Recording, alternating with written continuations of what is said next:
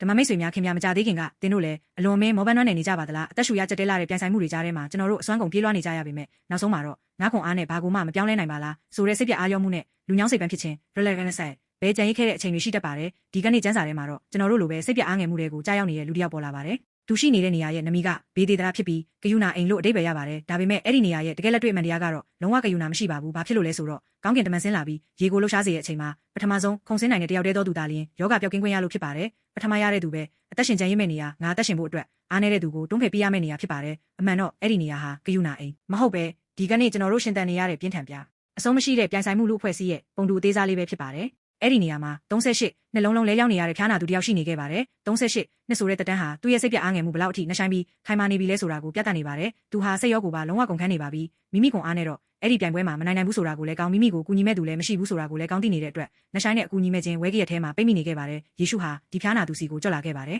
ထိုသူသည်တုံးလုံးလဲနေသည်ကိုယေရှုသည်မြင်တော်မူလျင်ကြာလာပြီဟုသိတော်မူသဖြင့်တင်သည်ကျမ်းမာခြင်းသို့ရောက်လိုသလောဟုမေးတော်မူ၏ရှင်ယောဟန်ခရစ်ဝင်က6ယေရှုဟာသူ့ရဲ့ယာဆုနှစ်ဝက်နီးပါးကြာခဲ့တဲ့စိတ်ပြအားငယ်မှုကိုအရင်ဆုံးမြင်တော်မူပြီးဘလို့စည်းကမ်းသတ်မှတ်ချက်မှမရှိဘဲသူ့ထံသို့ချဉ်ကပ်ခဲ့ပါတယ်ပြီးတော့တင်သည်ကျမ်းမာခြင်းသို့ရောက်လိုသလောလို့မေးတော်မူပါတယ်ဒီမေးခွန်းဟာဒီကနေ့စိတ်ပန်းလူနှံဖြစ်ခြင်းနဲ့အကူညီမဲ့ခြင်းအောက်မှာညီးတွားနေရတဲ့ကျွန်တော်တို့ရဲ့မောပန်းနှွမ်းနယ်နေတဲ့နှလုံးသားတွေကိုယေရှုမေးမြန်းနေတဲ့မေးခွန်းပဲဖြစ်ပါတယ်ဓမ္မမိတ်ဆွေညီကိုမောင်နှမတို့ကျွန်တော်တို့ဟာဘဝရဲ့ပြဿနာတွေကိုကိုယ့်ရဲ့စူးစမ်းအားထုတ်မှုနဲ့လှုပ်ဆောင်ချက်တွေနဲ့ဖြေရှင်းဖို့စူးစမ်းတတ်ကြပါတယ်ဒါပေမဲ့လူခွန်အားတသက်နဲ့တော့အပြစ်ကြောင့်ဖြစ်ရတဲ့ဝိညာဉ်ရေးရာအကူညီမဲ့ခြင်းနဲ့ဘဝရဲ့အခြေခံကြတဲ့စိတ်ပြအားငယ်မှုတွေကနေဘယ်တော့မှမလွတ်မြောက်နိုင်ပါဘူးပထမရမှသာကယ်တင်ခြင်းကိုရရှိနိုင်တဲ့ဘေးသေးတာနီလန်အားဖြင့်ကျွန်တော်တို့ဘယ်တော့မှအနာငြင်းခွင့်မရနိုင်ပါဘူးစစ်မှန်တဲ့ဂယုဏရဝညာဆာဆိုတာဘေးသေးတာလို့ခေါ်တဲ့နေရာကနေလာတာမဟုတ်ပဲယေရှုခရစ်တပါးတဲ့အားဖြင့်သာလာတာဖြစ်ပါတယ်ယေရှုဟာကျွန်တော်တို့ရဲ့အကူအညီမဲ့ခြင်းနဲ့စိတ်ပြအားငယ်မှုတွေကိုကျွန်တော်တို့ကိုစားမဟာလက်ဝါးကတိုင်ပေါ်မှာထမ်းဆောင်ပြီးအသေးခံတော်မူခဲ့ပါတယ်ကျွန်တော်တို့ရဲ့ပင်ပန်းနှံ့နယ်မှုတွေနဲ့ရှုံးနိမ့်မှုအလုံးအတွက်အဖိုးခါကိုပေးဆက်ခဲ့ပြီးပါပြီပြီးတော့3ရက်မြောက်သောနေ့မှာတည်ခြင်းကိုအောင်နိုင်ပြီးပြန်လဲရှင်ပြန်ထမြောက်ခဲ့ပါတယ်ဒီလက်ဝါးကတိုင်နဲ့ရှင်ပြန်ထမြောက်ခြင်းဟာအပြစ်နဲ့စိတ်ပြည့်ခြင်းကနေကျွန်တော်တို့ပြန်လဲကျမ်းမာခြင်းကတခုတည်းသောလမ်းခရီးနဲ့ပြည့်စုံတဲ့အဖြစ်ဖြစ်ပါတယ်